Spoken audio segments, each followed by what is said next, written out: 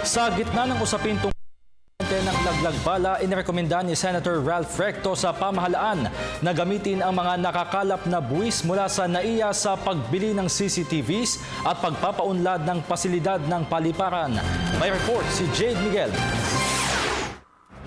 Hinimok ni Senador Ralph Recto ang gobyerno na gamitin ang mga kinikitang fees at buwis mula sa NAIA sa pagbili ng mga CCTV at ibang pasilidad sa paliparan. Ito ay sa kabila ng maugong na balita ngayon hinggil sa tanim bala na nagiging paraan para mangikil sa mga lokal at banyagang turista na mahuhulihan ng bala sa kanilang bagahe. Ayon kay Recto, Disyembre noong taong 2014, may hindi pa nagagastos na 1.4 billion pesos galing security fee o ASF na maaaring ipambili ng mga kagamitan tulad ng CCTV. Ito ay para agad matukoy ang mga banned items sa loob ng mga bagahe at para na rin malaman kung sino ang nagtatanim ng mga bala sa dalahin ng mga pasahero.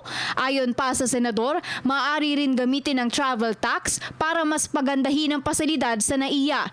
Ngayong taon, may inaasahan ng Philippine Tourism Authority na 5.1 billion pesos na kita mula sa travel tax. Karamihan nito ay galing sa papaalis na pasahero o outbound passengers. Ang naturang buwis ay kinokolekta mismo sa NAIA. Maliban pa rito, tinatayang 5.4 billion pesos naman ang inaasahang gross income ng CAAP ngayong taon, galing din sa mga operasyon na isinasagawa sa NAIA.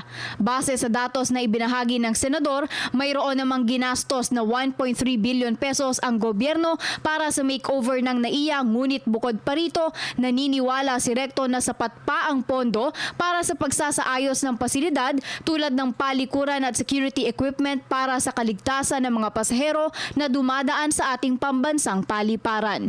Para sa Telebisyon ng Bayan, Jade Miguel.